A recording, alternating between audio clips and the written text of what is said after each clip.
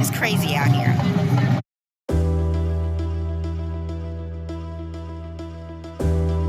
Welcome to NapChat. It's great to have everyone today. We have a very special guest that we are so super excited to have, Teresa Durham. She is a PMP and a Certified Scrum Master. She's going to be coming in and just sharing, her story. She is a friend of narcolepsy. I'll tell you that right now. And she has, she's someone that does not have narcolepsy or IH, but she has a very relating story, something that I truly connect with, especially when, for all of those of us that are in the workforce. No, I mean, it can, the workforce can be pretty exhausting. And so I love what Teresa's going to have to say today. Hi, guys. Thank you so much for having me. Thank you for the introduction, Alejandro. Thank you guys so much for having me here. And I do want to thank Jane Powell for inviting me and introducing me to this incredible community. She's such a beautiful soul. And the way she advocates for people with narcolepsy, I just admire her so much. And you guys are really lucky to have her. So I'm Teresa Durham. Hey, y'all. Project management professional and Scrum Master. And as Alejandro mentioned, I don't have narcolepsy myself. Now, I don't know a lot about narcolepsy or idiopathic hypersomnia. Here's what I've come to understand. So I do understand that it's a neurological disorder that affects the brain's ability to control sleep-wake cycles. I understand that it's more than just being tired. Getting rest or more sleep won't make it just go away. I know that people with narcolepsy are not lazy or unmotivated, and I know that it's unpredictable. It's misunderstood, and it can feel isolating, right?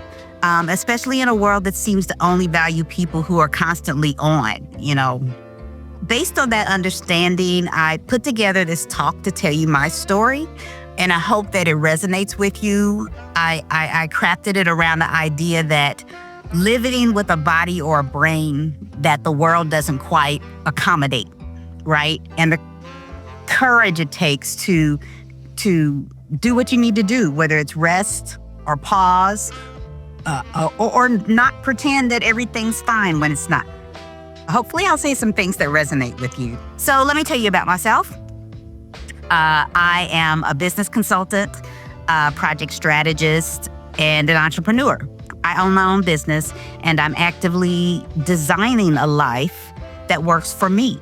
I'm prioritizing those things and the people that are most important in my life. And I wish I had this mindset like 30 or even 20 years ago. But experience increases wisdom, right?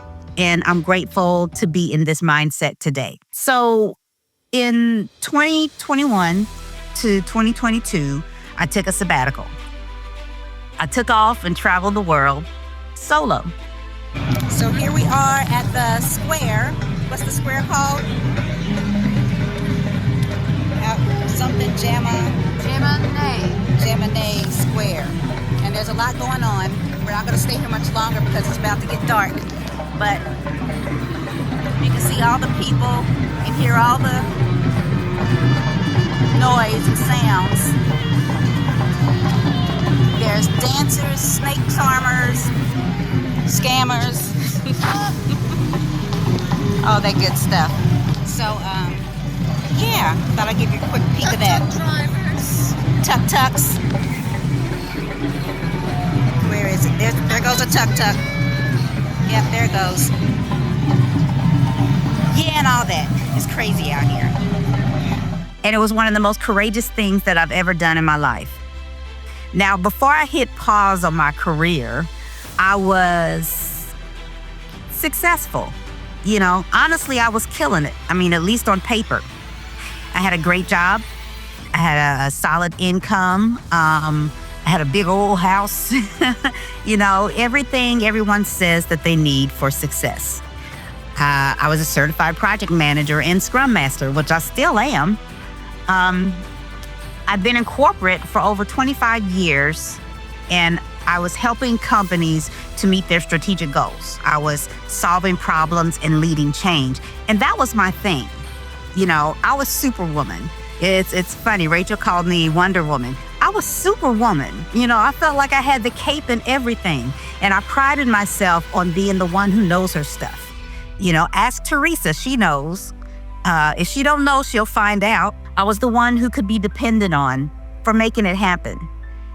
Pulling it out, doing what others weren't able to or willing to do, But I started to get tired. So the signs started showing up. I was mentally foggy and tired all the time. I couldn't think straight. I couldn't focus. Sometimes I'd open my laptop and just stare at the screen. Have you ever done that? I started losing my patience with people and forgetting things. I was, don't tell anyone, but there was one meeting where this guy I got so frustrated with him, I threw an eraser at him. And I felt so bad. After it, and I apologize all over it. But that's not me. I don't do that. I just didn't think about it. Because these things didn't used to happen. They didn't used to happen for me, not like this, But I told myself, okay, you're human, things happen, just work harder and make up for it, right? I just kept trying to push through. But that's what we're taught, right? Just keep going. People are dependent on you. That's what I told myself. People are depending on you. This company is depending on you. You have to do it. Push harder. Get her done, right? I just kept going. My brain was sending signals, but I didn't know how to interpret them at that time. So the pandemic hit, and like so many others, I was forced to slow down. I had to figure out how to do things differently. And while I was doing that, I began to examine my life and life in general. I think we all kind of did during that time, right? I slowed down, but I was still tired. My mind and my body were just tired all the time. I had this feeling of just unease. That's the best way I can put it. All the time. All the time. I dreaded getting out of bed. Every day. I'd wake up and it's like, I just don't want to do it. Even days when all I had to do was roll out of bed, go make coffee, and head to the dining room to work. I didn't want to do it. And I couldn't shake it, so something had to give. So finally, I reached a breaking point. And at first, I wasn't sure what to do. People talk about being burnt out all the time, but I'm not talking about just being tired. I think a lot of times they're talking about, I'm burnt out. They're talking about being tired. A midday nap or getting more sleep wasn't going to fix what I was feeling at that time, what I was going through. I wouldn't wish that feeling on anyone, I knew I could no longer keep pretending that everything was fine, because the truth was I wasn't fine. And to be honest, I got to a point where I didn't really care who knew, that I wasn't fine. Pushing through was no longer working for me. It was actually breaking me. So I did something drastic because that's what I do. That's part of me. When I need to pull myself out of a rut, or force myself to do something I know is for my own good, but I'm afraid. I say all the time, just do things afraid. It's okay to be afraid, but just do it. So I sold my house, that big old house, I sold it. I got rid of everything. A 4-bedroom house down to 4 plastic storage bins. Those big storage bins you can get from Walmart with the top 4. I gave myself the best birthday present ever, and I quit my job.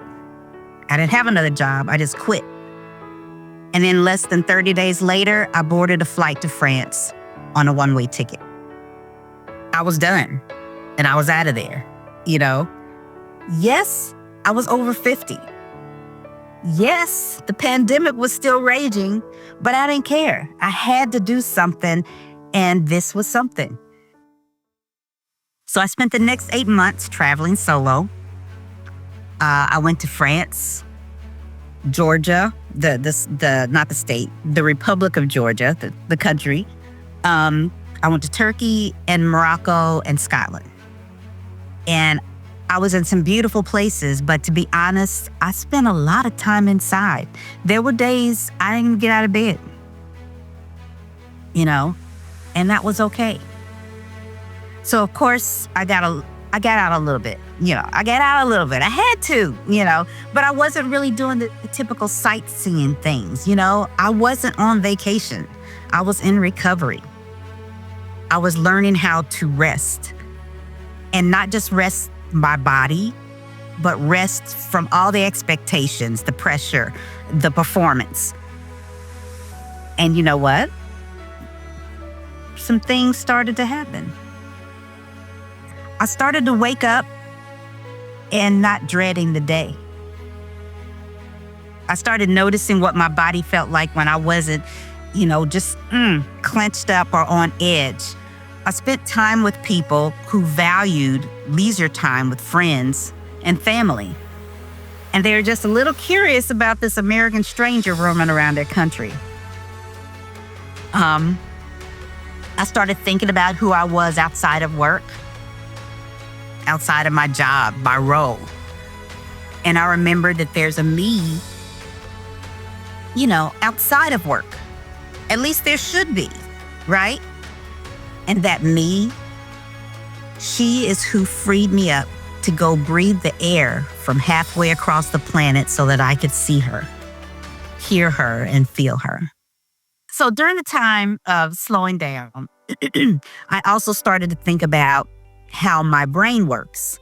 Not just my mindset, but my actual processing style, how I do things, how I go about doing things. And I realized I'm always thinking. The brain, it's always on. My brain never stops. It's like I don't know, it's like a browser with 72 tabs open, and most of them are playing music or left on some YouTube video that I started watching but then got distracted and didn't finish. It's just loud.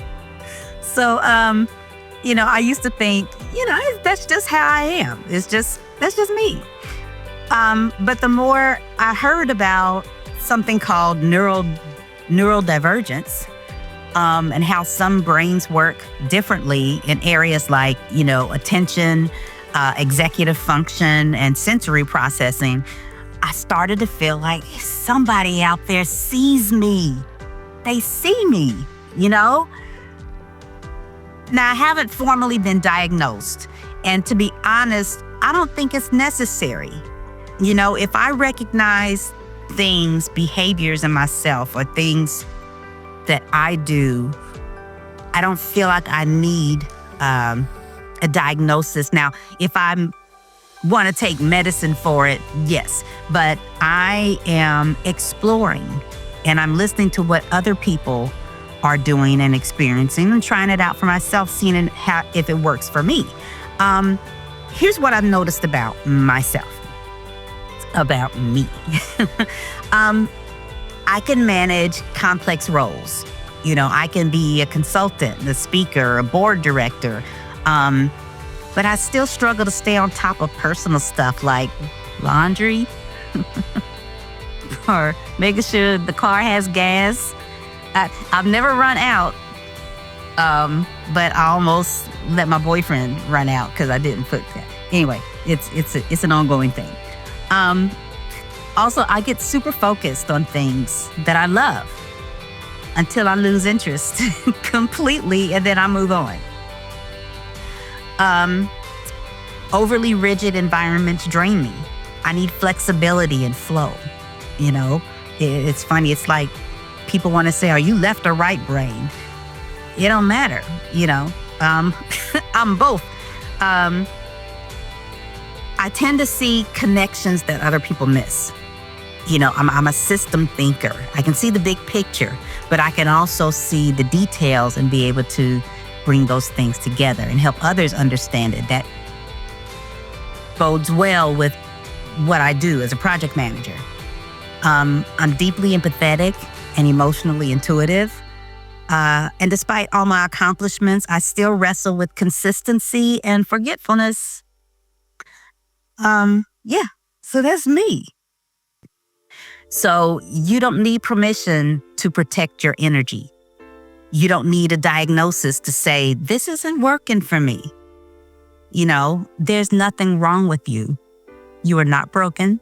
You're just wired differently. And different doesn't mean defective. So I'd like to leave you with this. Give yourself permission to do what doesn't make sense to others. Trust your own signals, even when the world doesn't understand. And reclaim your power by listening to yourself, whether that means rest, travel, quitting, slowing down, or doing life differently. Just be courageous and do what you have to do for you. So that is my presentation. And if you guys would like to connect with me, these are ways that the best ways to reach me. LinkedIn, I'm on there all the time. That's one of the best ways to reach me. I have 2 YouTube channels. If you're interested in my sabbatical, Sabbatical Life 1005 is where I started sharing some of my experiences there. And it started turning into something else after that. But that's where all my sabbatical videos are. And then my Teresa Durham 1005 is more of my project management, artificial intelligence, and things like that channel. So whichever, if you're interested, just feel free to check me out over there. It's fine. You may find some things that interest you.